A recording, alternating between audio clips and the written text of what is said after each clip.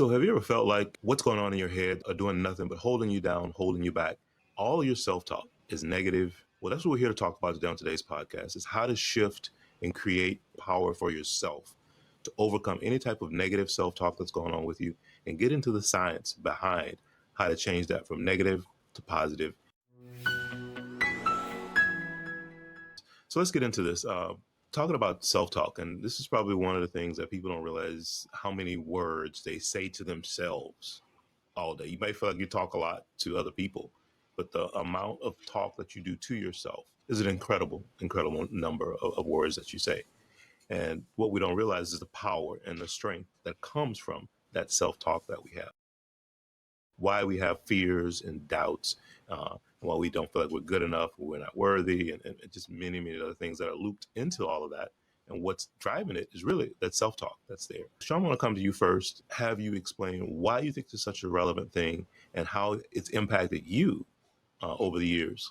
Yeah, Brian, I love that question. It's a great question. And, we're here talking about it because we've all been through it. And that's the only way you can talk about really smartly on the topic of, self-talk, because we've been through that and have had to face that person, the man in the mirror, and what we're saying to ourselves. Um, from my experience, um, we're not given um, a safe space or a place in our even our day and our time in our routines to look at the things that we're saying to ourselves. We're so outwardly focused. We're watching the news. We're on social media. We're dealing with our families and interacting with them, that we never interact with ourselves and sit back and listen to see what we're saying to ourselves. And it's usually, for most of us, it's when we get to that place where we've, hit rock bottom or come up against some wall that we say, hold on, who's driving the train? And you look down and it's like, oh, that's me. When we're talking about taking that accountability of yourself, say, oh man, well, since I'm driving, how did I drive here? Because if I'm driving a car, I would never run into a wall. Um, so you figure out that, well, it's not you, it's what you've been saying to yourself subconsciously that's been directing traffic this whole time, and now you empower yourself at that point. Like the wake of the ship.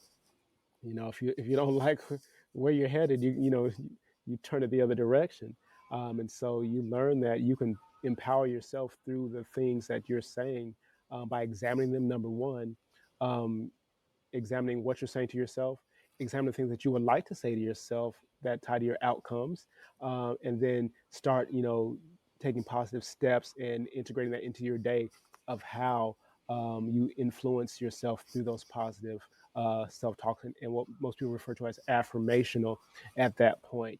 But it's all the same. It's just, if you've been telling yourself that you're not to be loved, you're not to be trusted, you can't have money, um, you can't be healthy, to flipping that into a love statement of I'm grateful for you know having love and being loved and loving myself enough to be healthy and take on my physical fitness and things like that, and it becomes just part of your daily process. And that's how we rise, and that's how we transform ourselves through self-talk. But it takes a lot of internalization, ownership, and then empowerment at the end of that. So I look forward to getting to that conversation today for sure.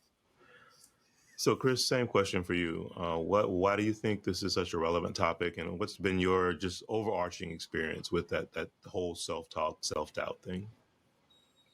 Well, I think positive self-talk has a huge place in uh, each individual's everyday existence and activities and movements. First of all, let's define what positive self-talk is. I'll give you a quick one on that one. Okay, so positive self-talk is the practice of focusing on encouraging, affirming, and optimistic thoughts about oneself and one's abilities. It involves consciously replacing negative or self-defeating thoughts with positive ones.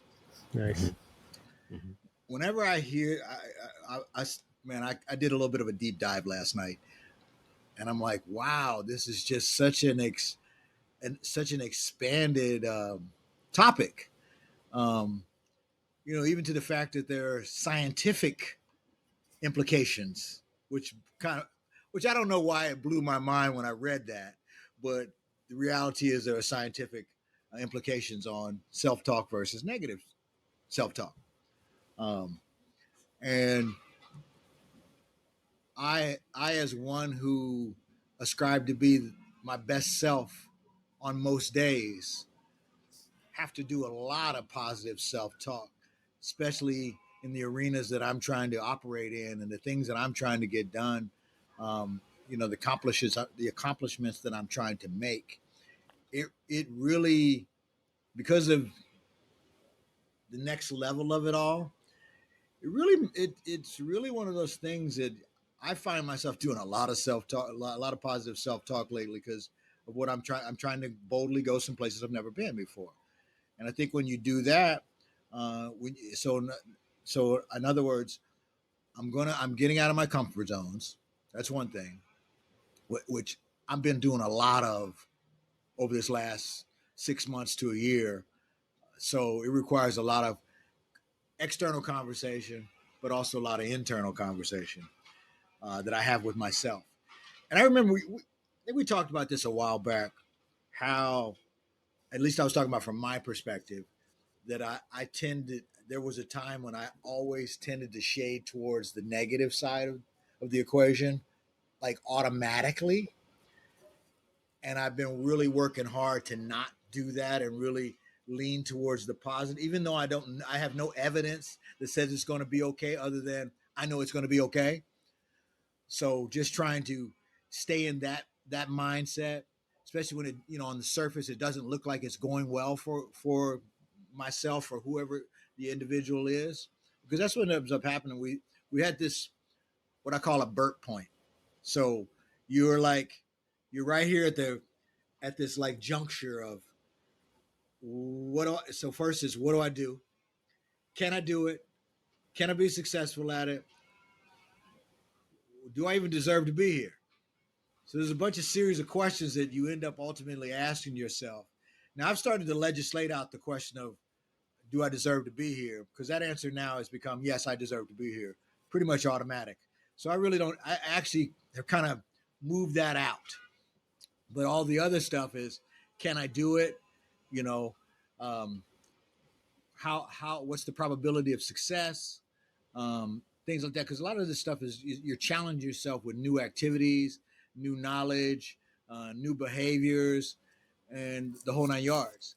So it would be it wouldn't be uncommon for me to have a conversation with myself on average 5 to 10 times a day, knowing, really being in touch with the fact that there could be a real positive outcome or it could be a less desirable outcome, and being okay with that.